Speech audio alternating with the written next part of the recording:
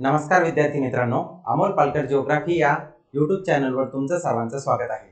बघा, आतापर्यंत आपण तलाठी भरतीच्या उद्देशाने या ठिकाणी सुरुवातीला नागरिकत्व, त्यानंतर आपले जे मूलभूत हक्क आहेत त्याविषयी व्हिडिओ या ठिकाणी टाकले। त्यानंतर आपल्याला आज राज्य धोरणाची मार्गदर्शक तत्व आणि मूलभूत कर्तव्य बघायचे। बघा, तलाठी भरतीच्या ज्या तिन्ही शिफ्ट चालू आहे त्यावर वेगवेगळ्या प्रकारे हे प्रश्न विचारले जात आहेत। तरी त्या अनुषंगाने आपण या ठिकाणी जे राज्य घटनेचे किंवा राज्य धोरणाचे मार्गदर्शक तत्व जे म्हणतो आपण DPSP, लक्षात घ्या, DPSP म्हणजे directive principle of state policy, म्हणजे जे मार्गदर्शक तत्व राज्य धोरण ठरवताना उपयुक्त ठरतील असे तत्व आपण या ठिकाणी बघणार आहे। बघा, व्हिडिओ शेवटपर्यंत बघा, स्किप करू नका, कारण हा व्हिडिओ तुम्ही शेवटपर्यंत जर बघितला तर मला असं वाटतं की तुम्हाला नक्कीच होणाऱ्या ज्या सरळ सेवेच्या सगळ्या एक्झाम आहे, ज्या की आता काही एक्झाम शेड्यूल्ड आहे, काही एक्झाम होणार आहे, पुरवठा निरीक्षक असेल, नगर परिषद असेल किंवा इतर आरोग्य विभागाची भरती असेल, पशुसंवर्धन असेल आणि 14 तारखेपर्यंत चालू असलेली आपली तलाठी भरती, त्या उद्देशाने आपल्याला हे सगळं बघायचं आहे। एकही मार्क आपला जायला नको म्हणून तुम्ही या ठिकाणी व्हिडिओ शेवटपर्यंत बघा। आपल्या अमोल पालकर जिओग्राफी या चॅनलला सबस्क्राइब करा, त्याचबरोबर व्हिडिओ आवडला तर लाईक करा, मित्रांपर्यंत पोहोचवा। ठीक आहे, चला तर मग आपण कोणताही वेळ न करता directive principle of state policy सुरुवातीला बघणार आहे, म्हणजे राज्य धोरणाची मार्गदर्शक तत्व आणि त्यानंतर मूलभूत कर्तव्य। सरळ सरळ कलम 51A किंवा भाग 4A यावर आपण बऱ्याचदा क्वेश्चन आलेला बघितलेला आहे। तरी मला असं वाटतं की तुम्ही भाग 2, 3, 4 आणि 4A व्यवस्थित कलमा पाठ करायला पाहिजे। आपले 2 व्हिडिओ ऑलरेडी आलेले, ज्यावर नागरिकत्व आणि जो आपला मूलभूत हक्क आहे, फंडामेंटल राईट म्हणतो, 12 ते 35। त्यानंतर आपल्याला पुढे बघायचंय। बघा, कलम 36 पासून तर कलम 51 पर्यंत थोडक्यात पण डिटेल आपल्याला त्या या ठिकाणी आपल्याला ही सर्व माहिती आणि कलम पाठ करून घेणं, कारण सरळ सरळ कलमावर प्रश्न जर आला, थोडासा डीप पेपर झालेला आहे सध्या तलाठी भरतीचा, त्या अनुषंगाने आपल्याला या ठिकाणी बघायचं आहे कलम 36। आता 36 पासून बघा, लक्षात घ्या, कलम 36 ते 51 पर्यंत आपले डायरेक्टिव्ह प्रिन्सिपल आहे, जे स्टेट पॉलिसीसाठी मार्गदर्शक ठरणारे असे कलम 36 पासून 51 पर्यंत जे कलम आहे ते आपल्याला या ठिकाणी बघायचे आहे। बघा, त्यामध्ये कलम 36 लक्षात घ्या, आपण या ठिकाणी भाग 4 बघत आहोत, लक्षात घ्या। ठीक आहे, भाग 4 राज्य घटनेचा एकूण 25 भाग आहे, ते तुम्हाला माहित असायला पाहिजे। त्याचबरोबर 12 परिशिष्ट आहे, ते पण तुम्हाला माहित असायला पाहिजे। आता कलम 36 मध्ये व्याख्या दिलेली आहे, जसं मूलभूत हक्क बघत असताना कलम 12 मध्ये व्याख्या दिलेली होती, तसंच या ठिकाणी 36 मध्ये व्याख्या दिलेली आहे। या कलमानुसार राजसंस्था या शब्दोल्लेखाची व्याख्या 3 मधील कलम 12 मध्ये दिलेल्या व्याख्येप्रमाणे, लक्षात घ्या, मी आताच तुम्हाला सांगितलं, कलम 12 मध्ये जी व्याख्या दिलेली आहे मूलभूत हक्काच्या, त्या व्याख्याच्या अनुषंगानेच ही व्याख्या गृहीत धरायची आहे। आता या ठिकाणी सरळ सेवेच्या उद्देशाने आपल्याला फक्त एवढं लक्षात ठेवायचं आहे की जी कलम 36 आहे ती कशासाठी आहे, फक्त व्याख्येसाठी आहे। त्यानंतर महत्वाची कलम आहे बघा 37, या भागात असलेली तत्वे लागू करणे, म्हणजे जे डायरेक्टिव्ह प्रिन्सिपल असणार आहे, जी मार्गदर्शक तत्वे ती लागू करण्यासंबंधी ऍप्लिकेशन ऑफ द प्रिन्सिपल, ही कलम 37 मध्ये देण्यात आलेलं आहे, एवढं लक्षात ठेवा। थोडक्यात आपण बघू, या कलमानुसार भाग 4 मधील मार्गदर्शक तत्वे कोणत्याही न्यायालयाकरवी न्यायप्रविष्ट नसतील। हा शब्द एक महत्वाचा आहे बघा, की ही तत्व न्यायप्रविष्ट नाही। आता आपण मूलभूत हक्क जेव्हा बघितले तेव्हा बघितलं होतं की मूलभूत हक्क हे न्यायप्रविष्ट आहे, त्यावर आपण सर्वोच्च न्यायालयात किंवा इतर न्यायालयामध्ये दाद मागू शकतो। परंतु या ठिकाणी हा जो भाग आहे कलम 36 ते 51, याच्या कोणत्याही कलमाच्या अनुषंगाने तेही कलम जर लागू केले नाही किंवा करण्यात कसूर केला राज्यांनी, तर त्याविषयी आपल्याला न्याय मागता येत नाही। त्यामुळे प्रश्न जर असा आला की न्यायालयाकरवी न्यायप्रविष्ट जे मार्गदर्शक तत्वे नाहीये, ते कोणत्या कलमामध्ये दिलेले आहे, तर कलम 37 मध्ये दिलेली आहे, एवढं लक्षात असू द्या. पण तरी सुद्धा ही तत्वे देशाच्या शासन व्यवहाराच्या दृष्टीने मूलभूत आहेत आणि कायदे करताना ही तत्वे लागू करणे राजसंस्थेचे कर्तव्य असेल. हे सुद्धा लक्षात ठेवा की डीपीएसपी किंवा डायरेक्टिव्ह प्रिन्सिपल लागू करणं हे राजसंस्थेचं कर्तव्य कोणत्या कलमाच्या अनुषंगाने, एवढं तुम्हाला माहित असायला पाहिजे. या कलम 37 वर दोन गोष्टी लक्षात ठेवा. कलम 37 मध्ये दोन गोष्टी स्पष्ट सांगितल्या आहेत की ही जी आहेत तत्वे ती न्यायप्रविष्ट नसणार, तरी सुद्धा राजसंस्थेने ती व्यवहाराच्या दृष्टीने फायदेशीर ठरावी म्हणून लागू करावी किंवा ती मूलभूत असणार आहे, ती लागू करणं हे राजसंस्थेचं कर्तव्य असणार आहे. म्हणजे कर्तव्याचा उल्लेख कशामध्ये करण्यात आलेला आहे, कलम 37 मध्ये करण्यात आलेला आहे, एवढं लक्षात असू द्या. आता बघा, शेवटपर्यंत तुम्ही जर हा व्हिडिओ बघितला तर तुमच्या सगळ्या कन्सेप्ट क्लिअर होऊन जाणार आहे आणि कलमा सुद्धा पाठ होऊन जाणार आहे. त्यामुळे व्हिडिओला स्किप करू नका, ठीक आहे. त्यानंतर बघा, कलम 38 राज्याने लोककल्याणाच्या संवर्धनासाठी समाज व्यवस्था प्रस्थापित करणे. म्हणजे आपलं जे ते वेलफेअर स्टेट आहे. आपण जेव्हा राज्यघटना प्रारंभीला अंमलात आणली तेव्हा सगळ्यात महत्वाचं प्रिन्सिपल होतं की लोकांचं कल्याण करणं. म्हणजे आपण एक वेलफेअर स्टेट तयार होणार होतो, त्या अनुषंगाने आपण ही मार्गदर्शक तत्वे स्वीकारली इतर देशांमधून किंवा स्वतः अशी तत्व घालून दिली. एखाद्या वेळेस राज्याचा जर तत्व लागू करण्यामध्ये कसूर झाला तरी सुद्धा आपल्याला न्यायालयात जाता येणार नाही. परंतु कलम 37 नुसार ही राज्यव्यवस्थेचं कर्तव्य आहे की ती मूलभूत तत्व लागू करून लोक कल्याणासाठी किंवा लोकांचं कल्याणाचं संवर्धन करण्यासाठी ही तत्व लागू करावी. कलम 38 मध्ये तेच सांगितलंय बघा, राज्याने लोककल्याणाच्या संवर्धनासाठी समाज व्यवस्था प्रस्थापित करणे.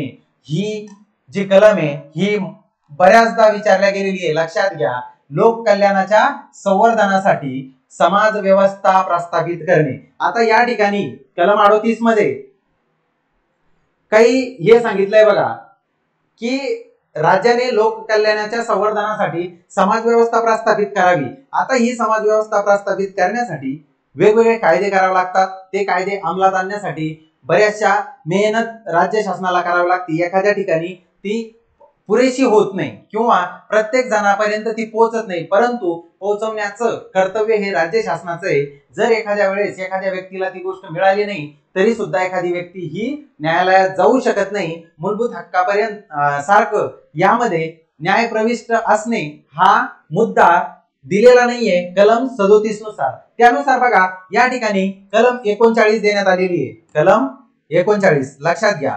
या ठिकाणी काय दिलंय, कलम 39. आता सगळ्यात महत्वाची कलम आहे बघा, लक्ष द्या. या ठिकाणी ए, बी, सी, डी आणि ई, एफ या ज्या सब आर्टिकल यामध्ये देण्यात आलेले हे थोडेसे लक्षात घ्या. यावर कंबाईन ग्रुप बी, ग्रुप सी आणि राज्यसेवेला मॅक्झिमम टाइम क्वेश्चन विचारला जातो. त्याच अनुषंगाने जर पेपरची डेप्थ वाढली तर तलाठी भरती असो किंवा इतर परीक्षा, सध्या नगर परिषदेच्या सिलेबसला हे सगळं आहे. नगर परिषदेच्या सिलेबस मध्ये राज्यघटना असेल किंवा पॉलिटिशी रिलेटेड असेल, त्यामुळं तुमच्यासाठी हा व्हिडिओ नक्कीच फायदेशीर होणार आहे. लक्ष द्या, शेवटपर्यंत व्हिडिओ बघा. राज्याने अनुसरायच्या धोरणाची विशिष्ट तत्व. राज्य हे विशेषतः पुढील गोष्टी साध्य करण्याच्या दिशेने आपले धोरण आखेल. आता बघा, या ठिकाणी 5 उद्दिष्ट दिलेले.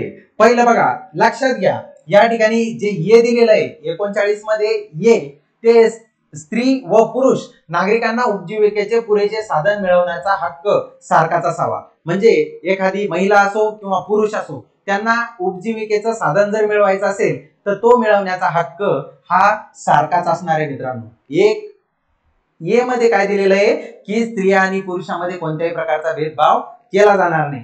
त्यानंतर बी लक्षात घ्या, समाजाच्या भौतिक साधन संपत्तीची मालकी व नियंत्रण याची विभागणी सामूहिक हिताला सर्वाधिक उपकारक होईल अशा रीतीने व्हावी. बघा, जी काय मालकी असेल किंवा कोणतंही साधन संपत्तीची मालकी किंवा नियंत्रण हे कसं असायला पाहिजे, पार्शालिटी यामध्ये व्हायला नको, सर्व समान असायला पाहिजे. ठीक आहे.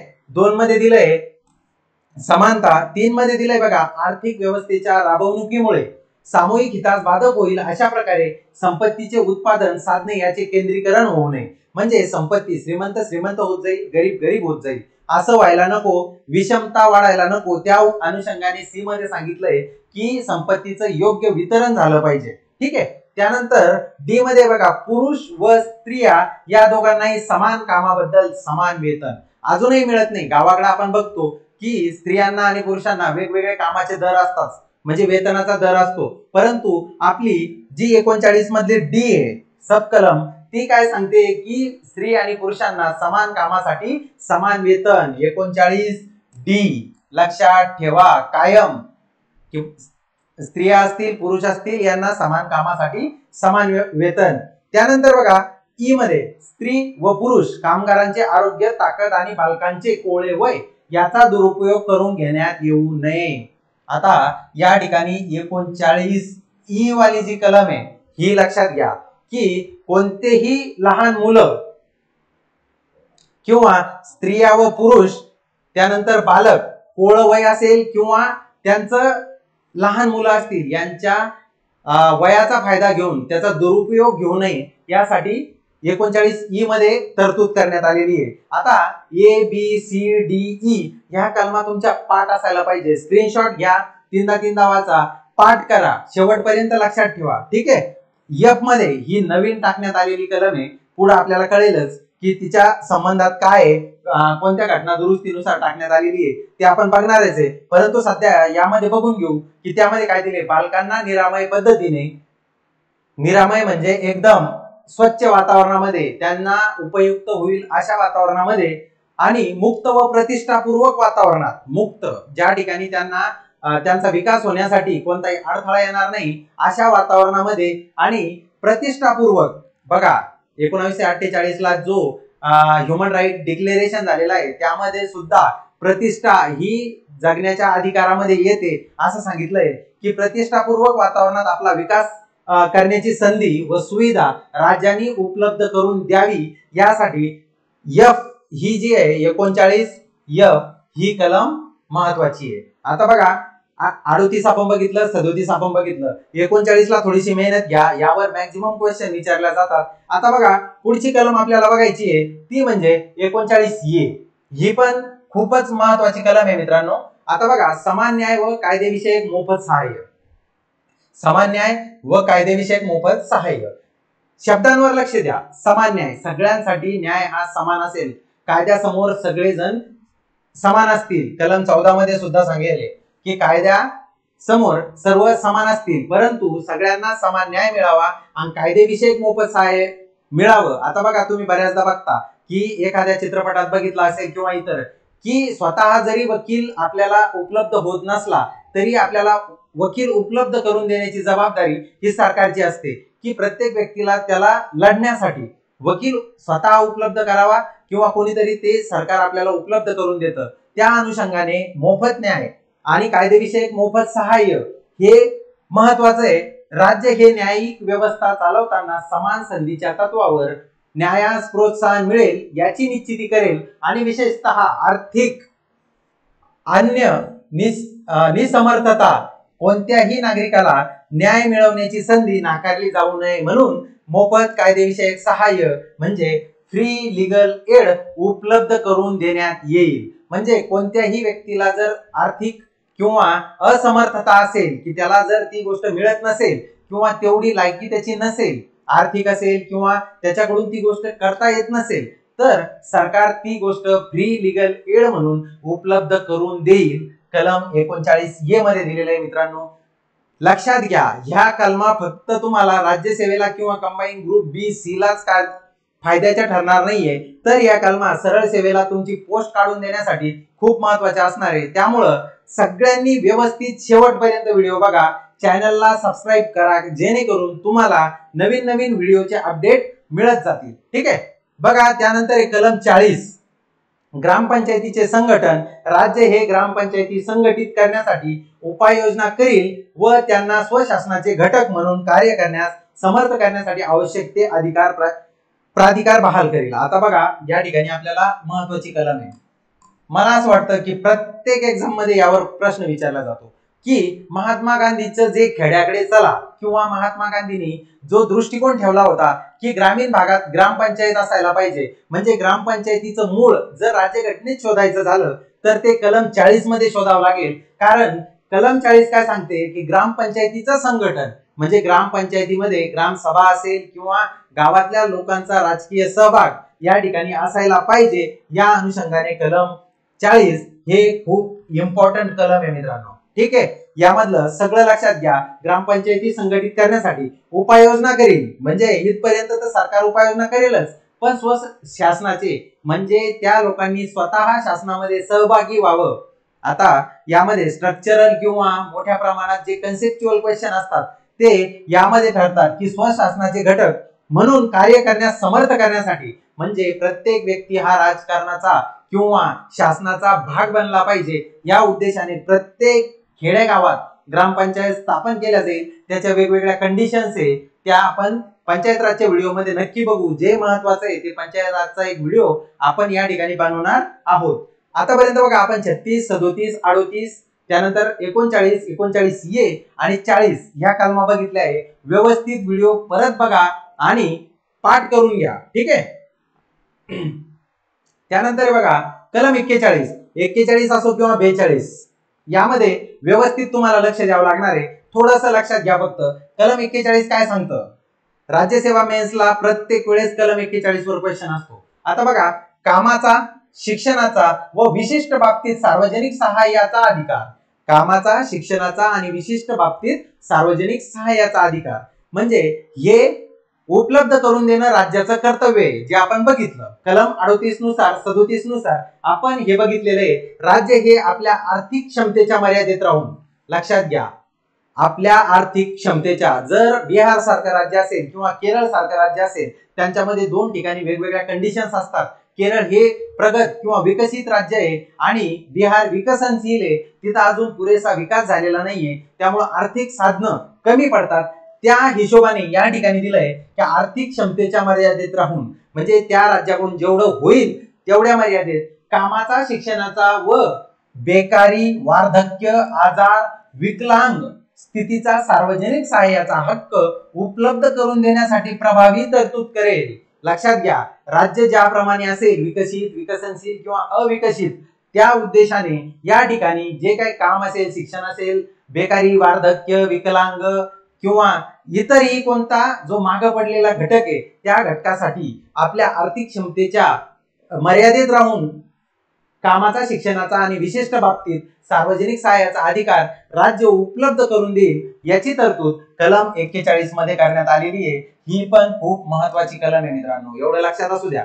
त्यानंतर बघा 42 महत्वाची, परत एकदा लक्षात घ्या, कामाचा न्याय व मानवीय स्थिती व प्रसूती विषयक सहाय्य, प्रसूती सहाय्य यासाठी तरतूद. या प्रत्येक तिन्ही घटकावर कामाचा न्याय व मानवीय स्थिती, म्हणजे एखाद्या ठिकाणी जर तुम्ही काम करत असेल तर त्या ठिकाणी तुम्हाला योग्य मोबदला मिळायला पाहिजे. दुसरी महत्वाची गोष्ट, त्या ठिकाणचं वातावरण तुमच्यासाठी आरोग्यदायी किंवा प्रतिष्ठापूर्वक पाहिजे. त्यानंतर प्रसूती विषयक सहाय्य, आता बघितलं असेल तुम्ही की वेगवेगळे कायदे होतात, त्या कायद्यानुसार आपलं जे सरकार आहे ते त्या कामाच्या ठिकाणी जर 50 पेक्षा जास्त व्यक्ती काम करत असतील तर त्या महिलांसाठी शिशुगृहाची स्थापना करतात किंवा प्रसूती विषयक सहाय्यासाठी किंवा रजेवर, म्हणजे जी मोबदला देऊन जी रजा दिली जाते, म्हणजे आपण विथ पेमेंट रजा असतात ज्यांना आपण प्रसूती रजा म्हणतो, त्याची तरतूद करण्याची जिम्मेदारी कलम 42 नुसार राज्य शासनावर आहे. लक्षात घ्या, याची जिम्मेदारी राज्य शासनावर आहे. यामुळे लक्षात घ्या, कलम 41 आणि 42 या खूप महत्वाच्या कलमा आहेत. तसेच ज्या काही कलमा पूर्ण 51 पर्यंत असतील त्या राज्य शासनासाठी मार्गदर्शक ठरणारे. बाबासाहेब आंबेडकर म्हटले होते की ह्या कलमा राज्याचं धोरण जे बनवल्या जाणार आहे त्या धोरणासाठी खूप उपयुक्त असणार आहे. 100% लागू केल्या जाणार नाही, पण जेवढ्या जास्त लागू केल्या जातील तेवढं राज्याचं धोरण हे सकारात्मक असणार आहे आणि त्याचा फायदा त्या ठिकाणी वेलफेअर स्टेट म्हणजे लोक कल्याणकारी राज्य स्थापन करण्यासाठी होणार आहे. त्यामुळं हा सगळ्यात महत्वपूर्ण जे 1935 च्या कायद्यामध्ये सूचना दिलेल्या होत्या राज्यांना, त्यांचाच रिफ्लेक्शन हे मार्गदर्शक तत्वांवर दिसून आलेलं आहे. ठीक आहे. आता बघा पुढची कलम आहे बघा, कलम 43. कलम 43 मध्ये काय सांगितलंय की कामगारांना, आता कलम 43A आणि कलम 43B या नंतर जोडण्यात आलेले आहे ते आपण बघणार आहे. कलम 43 कामगारांना निर्वाह वेतन इत्यादी. आता कामगारांना निर्वाह वेतन तुम्हाला कळून जाईल की राज्य यथायोग्य मार्गाने सर्व कामगारांना काम, निर्वाह वेतन, समुचित जीवनमान आणि विरंगुळा व सामाजिक व सांस्कृतिक संधीचा पूर्ण उपयोग याची शाश्वती देणारी कामाची परिस्थिती उपलब्ध करून देण्यासाठी आणि विशेषतः ग्रामीण क्षेत्रामध्ये वैयक्तिक किंवा सहकारी तत्वावर कुटीरोद्योगाचे संवर्धन करण्यासाठी प्रयत्नशील राहील. आता बघा या ठिकाणी काय सांगितलंय, काम, निर्वाह वेतन, समुचित जीवनमान, विरंगुळा, सामाजिक व सांस्कृतिक संधीचा पूर्ण उपयोग याची शाश्वती देणारी कामाची उपलब्ध करून देण्यासाठी आणि विशेषतः ग्रामीण क्षेत्रामध्ये वैयक्तिक किंवा सहकारी तत्वावर कुटीरोद्योग असेल संवर्धन करण्यासाठी प्रयत्नशील राहील. थोडक्यात सांगतो की कलम 43 काय सांगते की सरकारची जिम्मेदारी आहे की ग्रामीण भागामध्ये सहकारी तत्वावर असो किंवा वैयक्तिक तत्वावर असो, वेगवेगळे जे शेतीला पूरक, आपला देश हा शेतीप्रधान देश आहे, वेगवेगळे पूरक उद्योग असतील त्यांना सहाय्य करणे आणि लोकांचं कल्याण साधणे, त्याचबरोबर निर्वाह वेतन असेल, विरंगुळा असेल किंवा कामाची न्याय्य परिस्थिती असेल, त्यानंतर जीवनमान. आता बघा जेव्हा आपण SDI बघतो, ह्युमन डेव्हलपमेंट इंडेक्स, त्यामध्ये जीवनमान म्हणजे जगण्याचा कालावधी असेल, दीर्घ आयुष्यमान म्हणतो आपण त्याला, आयुर्मान म्हणतो, त्याचबरोबर आरोग्य असेल, शिक्षण असेल, त्या ठिकाणी पोषण असेल, कुपोषण असेल, या सगळ्या गोष्टीची जबाबदारी ही राज्य शासनाने घेऊन तशा प्रकारे व्यवस्था राज्य शासनाने करावी, यासाठी कामगारांसाठी कलम 43 मध्ये तरतूद करण्यात आलेली आहे. व्यवस्थित परत एकदा वाचून घ्या, अवघड नाहीये. तुम्ही एवढं जरी लक्षात ठेवलं कामगारांना निर्वाह वेतन तरी सुद्धा खूप महत्वाचं आहे. ठीक आहे. आता बघा कलम 43A यामध्ये काय सांगितलंय, उद्योगधंद्याच्या व्यवस्थापनात कामगारांचा सहभाग. उद्योगधंदे जे होणार आहे त्याच्या व्यवस्थापनात कामगारांचा सहभाग यासाठी कलम 43A दिलेली आहे. त्यामध्ये बघा राज्य कोणत्याही उद्योगात गुंतलेले उपक्रम, आस्थापना, संघटना यांच्या व्यवस्थापनामध्ये कामगारांना सहभागी होता यावं यासाठी यथायोग्य कायद्याने किंवा अन्य मार्गाने उपाययोजना करेल. म्हणजे कोणत्याही उद्योगधंद्यामध्ये कामगाराचा सहभाग व्हावा यासाठी राज्य कोणत्याही कायद्याने किंवा यथायोग्य उपाययोजना करील अशी तरतूद कलम 43A मध्ये देण्यात आलेली आहे. त्यानंतर बघा कलम 43B सहकारी सोसायट्यांना प्रोत्साहन देणे. कलम 43B काय सांगते, खूप वेळेस प्रश्न विचारला आहे, हा सुद्धा IMP करून घ्या. ठीक आहे. सहकारी सोसायट्यांना प्रोत्साहन. आता बघा ग्रामीण भागामध्ये बरेचसे सहकारी सोसायट्या असतील किंवा सहकारी बऱ्याच तत्वावर बरेचशी शेती केल्या जाते किंवा याला खूप मोठा इतिहास आहे सहकारला. 1951 ला गोरवाला समितीने सुद्धा सांगितलं होतं की सहकार यशस्वी झाला नाहीये पण तो यशस्वी झालाच पाहिजे, कारण सहकारी तत्वावर मोठ्या प्रमाणात विकास करून घेण्याची क्षमता असते. आजही महाराष्ट्रामध्ये इतके सारे साखर कारखाने, जवळपास पूर्ण साखर कारखाने सहकारी तत्वावर आहे मोठ्या प्रमाणात. त्यामुळं लक्षात घ्या की सहकारी सोसायटीची स्वैच्छिक निर्मिती, स्वायत्त कार्यपद्धती, लोकशाही नियंत्रण, लक्षात घ्या त्याची वैशिष्ट्य आहे.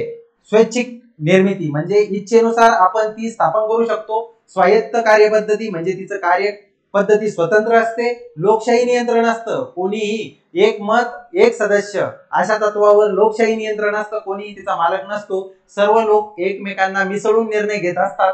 त्यानंतर व्यावसायिक व्यवस्थापन म्हणजे फायदा किंवा नफा ज्याला म्हणतो आपण, नफ्याच्या तत्वावर हे व्यावसायिक व्यवस्थापन केलं जातं.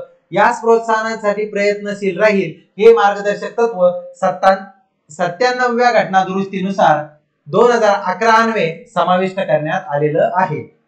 97वी घटना दुरुस्ती 2011 मध्ये झाली होती, त्यानुसार कलम 43B समाविष्ट करण्यात आलेलं आहे. हे IMP आहे, कधी समाविष्ट करण्यात आलं आणि कोणत्या घटना दुरुस्तीनुसार हेही लक्षात असू द्या. त्यानंतर बघा कलम 44. आतापर्यंत ज्या कलमा आपण बघतोय यावरून तुम्हाला एक लॉजिक लागला असेल की ह्या गोष्टी वेलफेअर स्टेट स्थापन होण्यासाठीच असतात सगळ्या, की लोक कल्याणकारी राज्य स्थापन व्हावं त्यासाठी राज्य धोरणाची जी तत्वे, मूलभूत तत्व, ही राज्य धोरणाची जी मूलभूत तत्व आहे ती राज्यांसाठी, इतर राज्यांसाठी कशी असायला पाहिजे, मार्गदर्शक असायला पाहिजे, म्हणून यालाच आपण DPSP म्हणतो, directive principle of state policy. त्यामुळं कलम 44 बघा, आता युनिफॉर्म सिव्हिल कोड ज्याला म्हणतो आपण, की समान म्हणजे एकरूप नागरी संहिता, युनिफॉर्म सिव्हिल कोड. आता नागरिकांना भारताच्या राज्य क्षेत्रात सर्वत्र एकरूप नागरी संहिता, युनिफॉर्म सिव्हिल कोड लाभावी यासाठी राज्य प्रयत्नशील राहील. आता बघा, अशा काही कलमा असतात की ज्या एकदम इम्प्लिमेंट केल्या जात नाही, त्या हळूहळू इम्प्लिमेंट होतात. आता आपण जर विचार केला तर गोवा राज्यामध्ये सध्या की UCC लागू आहे, युनिफॉर्म सिव्हिल कोड लागू आहे, आणि तसंच विधेयक एक उत्तराखंड राज्याने सुद्धा पास करून घेतलेलं आहे. म्हणजे हळूहळू एका एका राज्यामध्ये आता या राज्यासाठी सूचना आहे. त्यामुळं पूर्ण युनियन लेवलला किंवा आपला जो भारत आहे पूर्ण देश केंद्रीय स्तरावर हे लागू करणं इतकं सोपं नाहीये, परंतु एका एका राज्याने जेव्हा युनिफॉर्म सिव्हिल कोड लागू केला त्यानंतर या हळूहळू पूर्ण भारतभर लागू होऊ शकतं. म्हणून हा जो भाग आहे याच्यासाठी आपण सरकारला भांडू शकत नाही किंवा कोर्टात जाऊ शकत नाही, कारण ते न्यायप्रविष्ट नाहीये, त्याच्यावर आपण न्यायालयीन दाद मागू शकत नाही. ठीक आहे, यावरून तुमच्या लक्षात आलं असेल. त्यानंतर बघा कलम 45, ही कलम सुद्धा महत्वाची आहे. 6 वर्षाखालील बालकाचे संगोपन व शिक्षणाची तरतूद. अगोदर या कलमामध्ये 6 ते 14 वर्ष वयोगटातील मुलांसाठी शिक्षणाची, प्राथमिक शिक्षणाचे मोफत आणि सक्तीचं शिक्षण अशी तरतूद होती कलम 45 मध्ये. परत एकदा सांगतो, 6 वर्षाखालील बालकाचे संगोपन आणि शिक्षणाची तरतूद. 86वी घटना दुरुस्ती व्हायच्या अगोदर, जेव्हा 86वी घटना दुरुस्ती झाली 2002 ला, त्या अगोदर या कलमामध्ये काय सांगितलेलं होतं की 6 ते 14 वर्ष वयोगटातील मुलांसाठी मोफत आणि सक्तीचं शिक्षण असं दिलेलं होतं. परंतु 86वी घटना दुरुस्ती 2002 ला झाली, त्यानुसार 21A कलम सुद्धा मूलभूत हक्कामध्ये जोडण्यात आलं आणि कलम 45 मध्ये बदल करण्यात आला. तो बदल असा होता की आता 6 ते 14 नसून तो 6 वर्षाखालील बालकाचं संगोपन करायचंय, त्याला योग्य वातावरण मिळालं पाहिजे, त्याचं कुपोषण कमी करायचंय, त्याबरोबर शिक्षणाची तरतूद जे 2020 ला आपलं नवीन शैक्षणिक धोरण आहे त्यामध्ये 3ऱ्या वर्षापासून, जे 3रं वर्ष आहे त्या वर्षापासून, म्हणजे प्री प्रायमरी आपण म्हणतो त्याला, त्या प्री प्रायमरी एज्युकेशन साठी 3ऱ्या वर्षापासून शिक्षणाची तरतूद ते 18व्या वर्षापर्यंत शिक्षणाची तरतूद करण्यात आलेली आहे. ठीक आहे, राज्य हे बालकाचे वय 6 वर्षाचे होईपर्यंत त्याचे संगोपन करण्यासाठी आणि त्याच्या शिक्षणासाठी तरतूद करणारे कलम 45 मध्ये देण्यात आलेले आहे. त्यानंतर बघा कलम 46, अनुसूचित जाती, अनुसूचित जमाती आणि इतर दुर्बल घटकाचे शैक्षणिक व आर्थिक हितसंबंध. यावर बऱ्याचदा क्वेश्चन विचारण्यात आलेला आहे, थोडंसं लक्ष द्या, मी एक्सप्लेन करतो याला.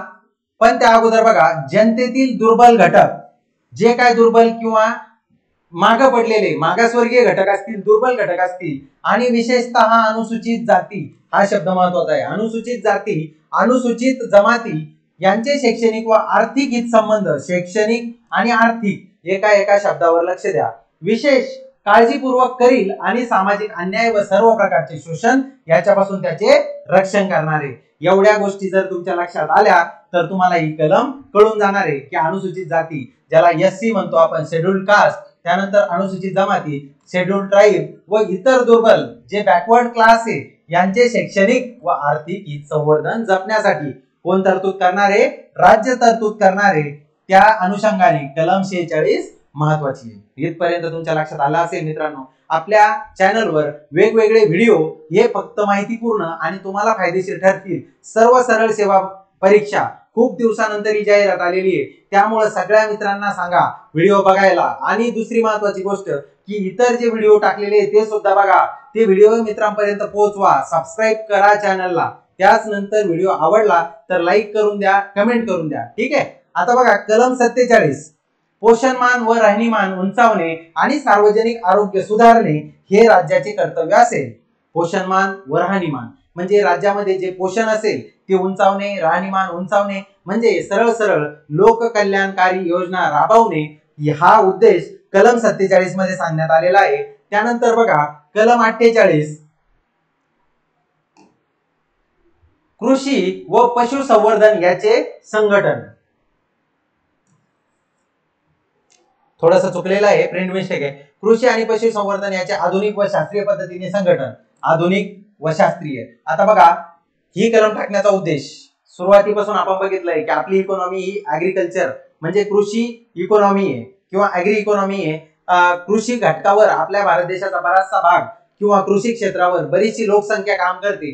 त्यांच्यासाठी उपयुक्त व्हावं म्हणून इतर जे व्यवसाय असतात म्हणजे आधुनिक आणि शास्त्रीय पद्धतीने संघटन करून राज्य प्रयत्नशील राहील आणि विशेषतः गायी, वासरे आणि इतर दुभती ओढ कामाची जनावरे यांच्या जातींचे जतन, सुधारणा करणे व त्यांच्या कत्तलीस मनाई करणे. असाही प्रश्न विचारला जातो की कोणत्या कलमानुसार किंवा कोणत्या प्राण्यांच्या कत्तलीस मनाई करणारं कलम 48 आहे. बघा, गायी, वासरे व इतर दुभती जनावरे जी काय असतील, दुभती म्हणजे दूध देणारी, त्याचबरोबर ओढ कामासाठी जनावरी जे वापरतो आपण, बरेचसे जनावर ओढ कामासाठी वापरले जाते, जसे बैलगाडीला आपण बैल जुंपतो त्याप्रमाणे. सुधारणा करणे, त्यांच्या जातींचं जतन करणे, त्याचबरोबर कत्तलीस मनाई करणे याकरता उपाययोजना करील कोण? राज्य शासन. परत एकदा, हे डायरेक्टिव्ह प्रिन्सिपल कोणासाठी आहे? स्टेट पॉलिसीसाठी आहे. म्हणजे राज्य शासनात जे धोरण बनवणार आहे त्यासाठी या सगळ्या गोष्टी या ठिकाणी सांगण्यात आलेल्या आहेत. त्यानंतर बघा, कलम 48 महत्वाचं आहे, नंतर टाकण्यात आलं. पर्यावरणाचे संरक्षण म्हणजे एन्व्हायरमेंटल जे डॅमेजेस सध्या चालू आहे, ह्युमन ऍक्टिव्हिटी म्हणजे ह्युमन इंटरफेरन्स जो वाढलेला आहे, प्रत्येक व्यक्ती हा पर्यावरणास कोणती हानी पोहोचवतोय, प्रदूषण वाढत चाललंय, त्या अनुषंगाने या ठिकाणी कलम 48 मध्ये पर्यावरणाचे संरक्षण, त्याचं संवर्धन, कन्झर्वेशन, वने आणि वन्यजीव म्हणजे वाईल्ड लाईफ असेल किंवा जे फॉरेस्ट असतील त्यांचं रक्षण करणं. बघा, ह्या कलमा लक्षात याच्यामुळे ठेवायचे की याच्यानंतर आपण काही मूलभूत कर्तव्य बघणार आहे. अगोदर आपण जे मूलभूत हक्क आहे ते बघितले, परंतु कोणत्या कलमाचा उल्लेख हा मार्गदर्शक तत्वामध्ये केलेला आहे किंवा फंडामेंटल राईट मध्ये केलेला आहे. कारण फंडामेंटल राईट हे कायदेशीर, त्याबद्दल आपण न्याय किंवा न्यायप्रविष्ट हे दाद मागू शकतो, परंतु ह्या सगळ्या गोष्टी ज्या आज आपण बघतोय या न्यायप्रविष्ट नाहीये. ठीक आहे. आता बघा, राज्य हे देशाच्या पर्यावरणाचे संरक्षण, संवर्धन करण्यासाठी आणि वने व वन्यजीवाचे रक्षण करण्यासाठी प्रयत्नशील राहणार आहे, हे लक्षात असू द्या. ठीक आहे. 49 कलम 49 राष्ट्रीय महत्वाची स्मारके, स्थाने व वस्तू यांचं संरक्षण करणे.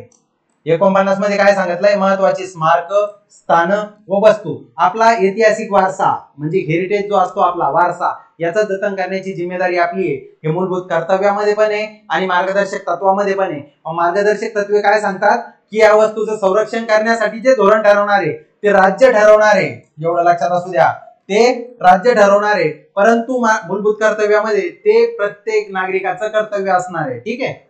संसदीय कायद्याद्वारे किंवा त्याखाली राष्ट्रीय महत्वाचे म्हणून घोषित झालेले कलात्मक किंवा ऐतिहासिक दृष्ट्या महत्वाचे प्रत्येक स्मारक किंवा स्थान किंवा वस्तू याची यथास्थिती लूट, विद्रूपण, नाश, स्थानांतर, विल्हेवाट किंवा निर्यात यापासून संरक्षण करणं ही राज्याची जबाबदारी असणार आहे. या सगळ्या गोष्टीसाठी कोण जबाबदार असणार आहे? राज्य जबाबदार असणार आहे. त्यामुळं हे सुद्धा व्यवस्थित वाचून घ्या, कारण यामध्ये असं काही महत्वाचं नाहीये, परंतु ही कलम महत्वाची आहे की जे स्मारक असतील, स्थान असतील किंवा वस्तू असेल यांचं संरक्षण करण्याची जिम्मेदारी राज्य शासनाची आहे. त्यानंतर बघा 50 आणि 51 या खूप महत्वाच्या आणि इंटरनॅशनल रिलेशन आपल्या देशाचे इतर देशांसोबत कसे असणार आहे किंवा देशांतर्गत इतर न्याय व्यवस्था असेल किंवा कायदेशीर कार्यकारी व्यवस्था असेल यांना वेगळेपणा करण्यासाठी 50 आणि 51 या दोन कलमा स्पेशली ऍड करण्यात आलेल्या आहे. त्या आपण थोडक्यात बघू. न्याय व्यवस्था कार्यकारी व्यवस्थेपासून अलग ठेवणे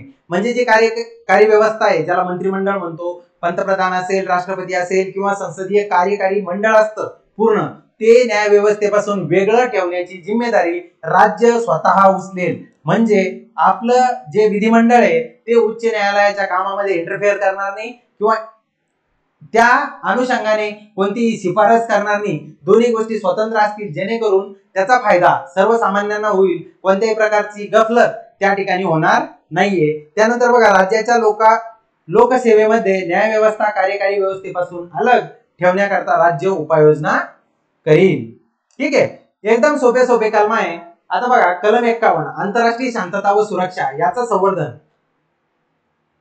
या कलमामध्ये बऱ्याच गोष्टी सांगण्यासारख्या आहेत. आता बघा, 1954 ला आपला जो पंचशील करार झाला किंवा सिमला करार असेल, इतर करार असेल, आपण जे वेगवेगळे पॅक्ट करतो देशांसोबत, आता सुरुवातीपासूनच आपल्या देशाने जवळपास अलग राहण्याचं, बाकीच्या अलिप्त राहण्याचं धोरण स्वीकारलेलं आहे.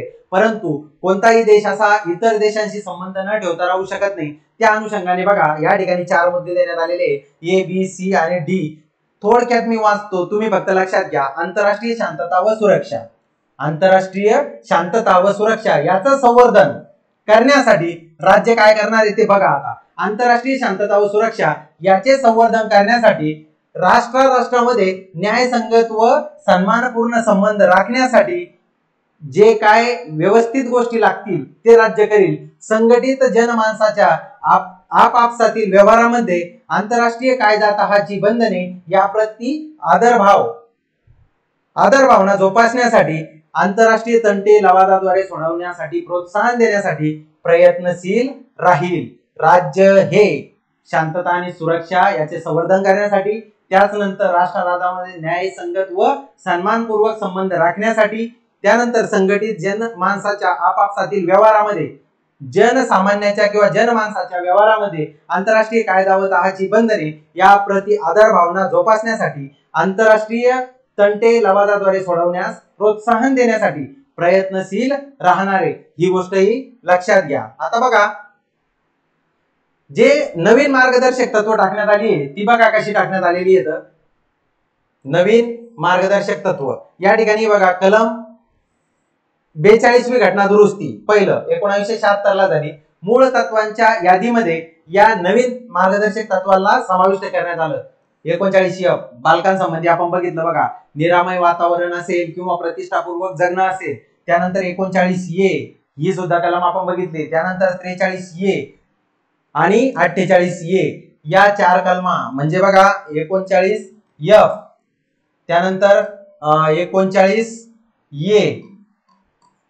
हे बघा हे 39 जे आहे ना त्याच्या small A B C D E आणि एफ ह्या कलमा दिलेल्या आहे आणि सेपरेट 39 कॅपिटल वालं ते जोडण्यात आलेलं आहे. त्यानंतर 43 आणि 48 एवढं लक्षात असू द्या. या कलमा 42व्या घटना दुरुस्तीनुसार काल तलाठीच्या 3ऱ्या शिफ्टला प्रश्न विचारला होता की कोणत्या घटना दुरुस्तीनुसार कलम जोडण्यात आलेली अशी कोणती तरी कलम देण्यात आलेली होती. ठीक आहे. 86वी घटना दुरुस्ती तुम्हाला सांगितलं 2002 मध्ये 45व्या कलमामध्ये बदल करण्यात आला आणि 21 हे मूलभूत हक्कामध्ये टाकण्यात आलं. इथपर्यंत आपण बघितलेले. चला या गोष्टीचा तुम्हाला नक्कीच फायदा होणार आहे. आता आपण मूलभूत कर्तव्याकडे जाणार आहे. थोडस आपण आतापर्यंत मार्गदर्शक तत्व बघितली, आता मूलभूत कर्तव्य बघणार आहे. थोडक्यात एकदम याच्यावर 2 प्रकारे क्वेश्चन विचारला जातो. फक्त एवढं लक्षात घ्या. एक विचारलं जातं की ते कोणत्या भागामध्ये जे मूलभूत कर्तव्य आहे त्याचा भाग कोणता आहे, त्यानंतर ते कर्तव्य कोणत्या कलमात दिलेले, कोणत्या कलमामध्ये दिलेले, जसं की 51 मध्ये दिलेले आहे. आता बघा ह्या गोष्टी तुम्हाला लक्षात घेणे की नेमके मूलभूत कर्तव्य कशासाठी देण्यात आलेले किंवा मूलभूत कर्तव्याचा उपयोग काय होणार आहे किंवा सरदार स्वर्णसिंग समिती 1976 ला जी स्थापन झाली ती कशासाठी झाली होती हे आपल्याला थोडक्यात बघायचं आहे. आणीबाणीच्या काळात निर्माण झालेल्या गरजेमुळे भारत सरकारने 1976 मध्ये स्वर्णसिंग समिती स्थापन केली. या समितीने मूलभूत कर्तव्याचे एक स्वतंत्र प्रकरण घटनेत समाविष्ट करण्याची शिफारस केली. यावरून तुमच्या लक्षात आलं असेल की मूलभूत कर्तव्याची शिफारस कोणी केली, स्वर्णसिंग समितीने केलेली आहे. कधी स्थापन झाली होती, 1976 ला स्थापन झाली होती. त्यानंतर तत्कालीन काँग्रेस सरकारने ही शिफारस स्वीकारून 42व्या घटना दुरुस्ती 1976 घटनेत भाग 4 ऍड करण्यात आला. या नवीन भागात कलम 51 टाकण्यात आले. या कलमात 10 मूलभूत कर्तव्यांची यादी देण्यात आलेली. किती मूलभूत कर्तव्यांची? 10. आता सध्या किती मूलभूत कर्तव्य आहे? 11. तुमच्या लक्षात येऊन जाईल. ते 11वा आपण जेव्हा बघू ते कोणत्या घटना दुरुस्तीनुसार ऍड झाला आणि केव्हा ऍड झाला ते आपण बघणार आहे. अर्थात 10 मूलभूत कर्तव्यापैकी केवळ 8च कर्तव्याची शिफारस स्वर्णसिंग समितीने केली होती. ते पूर्णच्या पूर्ण घेतले नाही. स्वर्णसिंग समितीचे काही घेतले आणि काही नवीन ऍड करून एकूण 10 कर्तव्य आपल्या भाग 4 मध्ये कलम 51 मध्ये टाकण्यात आलेले. भाग 4 मध्ये एकच कलम आहे, ते म्हणजे कलम 51 जे कशाशी रिलेटेड आहे? मूलभूत कर्तव्याशी रिलेटेड आहे. एवढं लक्षात असू द्या. बघा एवढं एक्सप्लेन केल्याच्या नंतर तुमचा क्वेश्चन चुकायला नको बरं का. दोनदा बघा, व्हिडिओ नाही कळाला तर परत एकदा बघा. ठीक आहे. मूलभूत कर्तव्याची यादी आपल्याला थोडक्यात वाचून बघायचंय फक्त. आता कधी कधी आहे ना राज्यसेवेला किंवा कंबाईनला क्वेश्चन हा अरेंजमेंट नुसार लावा असं म्हणतात की एबीसीडी दिलेलं असतं आणि कोणतं अगोदर कोणतं नंतर हे तुमचा सिक्वेन्स लक्षात राहायला पाहिजे. ह्यो आता एकदा सांगून तुमच्या लक्षात येणार नाही, पण तुम्ही 3 ते 4 वेळेस जेव्हा वाचाल तेव्हा तुमच्या लक्षात सिक्वेन्स येऊन जाईल. बघा कलम 51 ए मध्ये इथं हे राहिलं टाकायचं. ए मध्ये दिल्यापर्यंत नागरिकांची मूलभूत कर्तव्य पुढील प्रमाणे आहेत. ए मध्ये काय दिलंय, घटनेचे पालन करणे व तिचे आदर्श व संस्था, राष्ट्रध्वज व राष्ट्रगीत याचा आदर करणे. ठीक आहे, वाचून घ्या सगळे. आता मी तुम्हाला यात महत्वाचं सांगतोय फक्त की ज्यामुळे आपल्या राष्ट्रीय स्वातंत्र्य लढ्यात स्फूर्ती मिळाली या आदर्शाची जोपासना करणे, आदर्शाची जोपासना करणे. त्यानंतर भारताचे सार्वभौमत्व, एकता व एकात्मता उन्नत ठेवणे व त्याचे संरक्षण करणे. त्यानंतर बघा डी मध्ये देशाचे संरक्षण करणे आवाहन केले जाईल तेव्हा राष्ट्रीय सेवा बजावणे. म्हणजे देशाच्या संरक्षणासाठी जेव्हा तुम्हाला बोलवलं जाईल तेव्हा जाणं हे तुमचं मूलभूत कर्तव्य असणार आहे. सगळ्या देशामध्ये देशाच्या राज्यघटनेत मूलभूत कर्तव्य देण्यात आलेले नाहीये. त्याला अपवाद रशिया, जपान असे काही देश आहेत. मूलभूत कर्तव्य म्हणजे काय, जेव्हाही देशाला गरज पडेल ज्याप्रमाणे तुम्ही मूलभूत हक्क उपभोगता किंवा तुम्ही अपेक्षा करता की मार्गदर्शक तत्व लागू व्हावे, त्याचप्रमाणे देशालाही तुमच्याकडून काही अपेक्षा असतात. ज्याप्रमाणे तुम्ही आदर करायला पाहिजे, आदर्शाची जोपासना करायला पाहिजे, संरक्षण करायला पाहिजे. संरक्षण करण्यासाठी जर तुमची गरज पडली तर तुम्हाला जावं लागेल त्या ठिकाणी. हे तुमचे कर्तव्य आहे. या फंडामेंटल ड्युटीज तुम्हाला फॉलो करावं लागतील अशी अपेक्षा राज्यघटनेकडून यामार्फत करण्यात आलेली आहे. धार्मिक, भाषिक, प्रादेशिक किंवा वर्गीय भेदाच्या पलीकडे जाऊन भारतातील सर्व जनतेमध्ये सामंजस्य व बंधुभाव वाढी लावणे, स्त्रियांच्या प्रतिष्ठेला उणेपणा आणणाऱ्या प्रथांचा त्याग करणे. एखादी प्रथा जर स्त्रियांच्या प्रतिष्ठेला उणेपणा आणत असेल, कमीपणा आणत असेल, ती प्रथा त्याग करणे. आता बघा हे लक्षात याच्यामुळे ठेवायचंय की असं स्टेटमेंट दिलं आणि त्याखाली जर मतदान करणे हे तुमचं कर्तव्यामध्ये दिलेलं नाहीये. 11 जे कर्तव्य दिलेले त्यामध्ये मतदान करणे हे दिलेलं नाहीये. म्हणून तुम्हाला किमान कोणते कर्तव्य आहेत 11 किंवा ते कशा प्रकारे एक्सप्लेन केलेले एवढं माहित पाहिजे. ठीक आहे. आपल्या संमिश्र संस्कृतीच्या समृद्ध वारशाचा मोल जाणून त्याचं जतन करणे. कलम 49 पण बघितली आपण मार्गदर्शक तत्वामध्ये, याच्याशी रिलेट करते. वने, सरोवरे, नद्या, वन्यजीव सृष्टी सह नैसर्गिक पर्यावरणाचे संरक्षण करून त्यात सुधारणा करणे आणि प्राणी मात्रांबद्दल भूतदया दाखवणे. दयाबुद्धी किंवा म्हणजे प्रेम दाखवणे किंवा त्याच्यावर अत्याचार न करणे. ठीक आहे. विज्ञाननिष्ठ दृष्टिकोन, मानवतावाद आणि शोधक बुद्धी, सुधारणावाद याचा विकास करणे. सार्वजनिक मालमत्तेचे रक्षण करणे व हिंसाचाराचा निग्रहपूर्वक त्याग करणे. त्यानंतर बघा राष्ट्र सतत उपक्रम व सिद्धी म्हणजे एंडेवर अँड अचिव्हमेंट यांच्यासाठी त्या श्रेणी गाठत जाईल. अशा प्रकारे व्यक्तिगत व सामुदायिक कार्याचा सर्व क्षेत्रामध्ये उत्तमता संपादन करण्यासाठी झटणे. म्हणजे तुमच्याकडे जर एखादी विशिष्ट स्किल असेल तर तिच्यामध्ये चांगली सुधारणा करून देशाला कशी फायदेशीर होईल यासाठी झटणे. जो जन्मदाता असेल किंवा पालक असेल त्याने आपल्या पाल्या 7व्या पाल्याच्या किंवा वयाच्या 6व्या वर्षापासून ते 14व्या वर्षापर्यंत शिक्षणाची संधी उपलब्ध करून देणे हे मूलभूत कर्तव्य 86वी घटना दुरुस्ती 2002 मध्ये ऍड करण्यात आलेलं आहे. हे तुम्हाला मी अगोदर सांगितलं की प्रत्येक पालकाला किंवा जन्मदात्याला आपल्या मुलाला 6 ते 14 वर्ष वयोगटापर्यंत सक्तीचं आणि मोफत शिक्षण मिळवून देण्यासाठी त्या ठिकाणी मेहनत घ्यायची आहे किंवा त्यांनी त्याची काळजी घेतली पाहिजे. हे सुद्धा कर्तव्य 11वं कर्तव्य हे 2002 ला 86व्या घटना दुरुस्तीने ऍड करण्यात आलेलं आहे. एकंदरीत आपण या ठिकाणी मूलभूत हक्क, त्यानंतर मार्गदर्शक तत्व आणि त्याच्यानंतर मूलभूत कर्तव्य यावर डिटेल मध्ये अनालिसिस केलेलं आहे. आपले बाकीचे व्हिडिओ बघून घ्या. होणाऱ्या सरळ सेवेच्या परीक्षा तुम्हाला नक्कीच या गोष्टी फायदेशीर ठरणार आहे. त्यामुळं आपल्या चॅनलला स्वतःच समजून लाईक करा, त्याला सबस्क्राईब करा, शेअर करा, मित्रांपर्यंत पोहोचवा.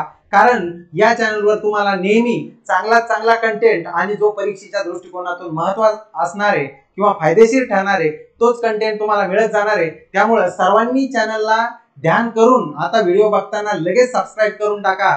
तुम्हाला चांगला कंटेंट मिळत राहणार आहे. चला अशीच माहितीपूर्ण व्हिडिओ परत आपण या ठिकाणी घेऊन येणार आहोत. तोपर्यंत थँक्यू. भेटू पुढच्या व्हिडिओमध्ये. ठीक आहे.